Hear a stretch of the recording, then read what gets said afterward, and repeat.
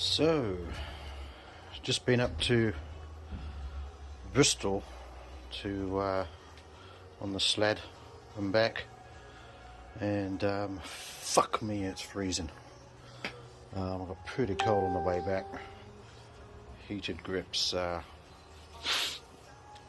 I couldn't really feel them towards the end, to be honest. I think I need some bigger handguards. But anyway, I've got the Zed slightly uncovered. I haven't ridden this since I went to a show in Gloucester back in September, towards the end of September I think it was. And on the way back it started leaking oil out of the this area of the head where we have this poxy little M6 screw that's supposed to hold things down. And at that point I was like, okay, yeah, I'm gonna have to do something more serious about this. This cylinder head has always been an issue. It's not straight at all by any stretch of the imagination, and I'll go into more depth on that at some other point. But this is just a quick video to basically go over what this little winter project on the Zed is going to be, because yeah. So this is the original cylinder head that came with the Zed that I bought, which originated from Ballymoney in Northern Ireland. Originally registered to a Mr. G. Dunlop, by the way. One day I will find out if it is a relative of the legendary Dunlop family. And this is what I have just purchased from another fellow Zed Head club member, from yeah, Pensfold, I think it is, a little village I've just been to up near Bristol. So this is a little project really, and as I said, this is the original head. I rejected this head way back when I first bought the Zed for many reasons. Fin damage. Yes, these can be repaired. Not in my capabilities, but I know a few people who do these regularly. Fins aren't too bad on that side. But the main reason why I rejected this head was because of cylinder head damage from a piston ring letting go, and I've probably still got, yeah, that's the piston that came out of that barrel.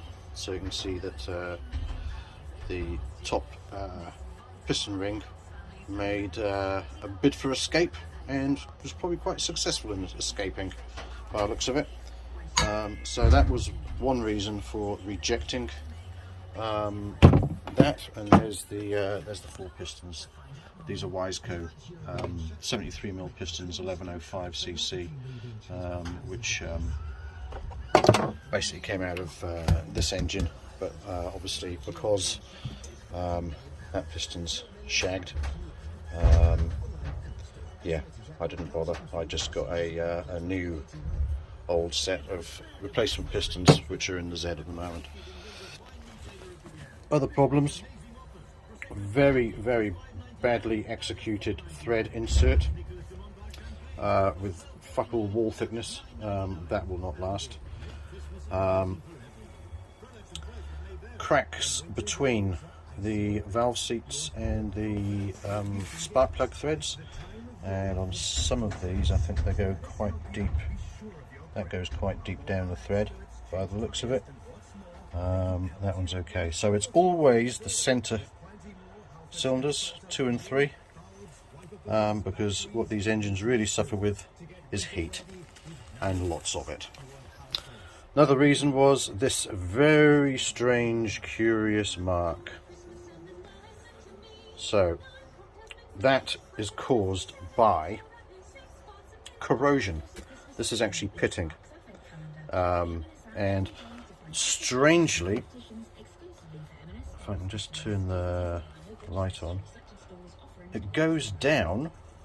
You see that line? It continues down the stud hole. Never seen anything like that before, but that is corrosion, and it's in that shape because this engine must have been stored poorly for some time with the head gasket on, but the head gasket has been displaced, so that should sit directly in between these stud holes, that shape. So that's the cutout in the head gasket, but you can see it's shifted to one side. So it's been stored at some point poorly with the gasket not in place properly, and it's caused, and water's got in there, and it's caused corrosion to the aluminium. The other issues, I think some of these stud bosses, that one's looking a bit dodgy, that one's well dodgy, and that one's a bit dodgy, and all the threads are flogged out. It's probably because someone's been using bolts rather than studs every time they take the exhaust off. So that were my reasons for rejecting the head, plus the big reason for rejecting this head, and I don't know whether this head's going to be suitable yet, but when you can see I just started to do some gas flowing. This was years and years ago when I was doing the Zed project, and I thought, well, before I get too into this project, I better try the cams in the cam caps to make sure that everything's fine, and it wasn't. And this is a common thing with these Zed heads, is that these heads fatigue over time through many heat cycles and getting too hot. They get too hot basically, and eventually all these cam bearings find themselves out of line. I'll go into it in more depth in another video, but basically it locks the cams up and the cams will not rotate. So that's the major issue why I rejected that head. I've had a similar issue with the cams in this head, but the shell bearings have been reworked, not by me, by somebody else. Not that I particularly like the way he's done that, so I'm now rejecting that head because it's starting to leak, because it's going out of shape, because it's getting bloody hot. So that's what the project is. There's going to be a lot more to it. This is going to be a full house, full fat power cylinder head. So I'm going to try and get as much power out of this cylinder head, and let's face it, in any internal combustion engine, 95% of your power gains come from cylinder head modification. So this might be one that you're interested in, Rich, because I'm going to do the full house on this. It's going to get gas flowed, ported, polished. Might be going for new guides. I'm intending to use all the valve gear out of that because it's special valve gear out of that. It's out of the GPZ 1100. So same valve gear that's in the P&M. Shims under buckets rather than shims on top of buckets, small shims, high lift cams. They're 2mm higher lift cams than any Zed Head. So yeah, that's my intention, is to make a big horsepower cylinder head. and maybe even go to bigger pistons at some stage as well, but we'll see. Not that it's short of power, but if I'm going to do this job I may as well do it right and do it for the final time. So this head is pretty good in terms of there's not really any damage. It has the correct cam caps. Here's another reason. As soon as you see that, that gives you warning signals, doesn't it? That's like, well, that cam cap obviously didn't live there originally because someone's figured engraved the number. Because, you know, it should go 1, 2, 3, 4. 1, 2, 3, 4.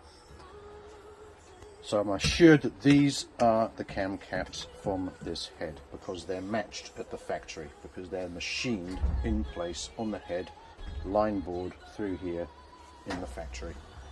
And you shouldn't go mixing cam caps up. But that, my Zed, none of those cam caps in there ever came from that cylinder head. The other issue is that this is a American cylinder head. This casting here, there, is not present on these heads.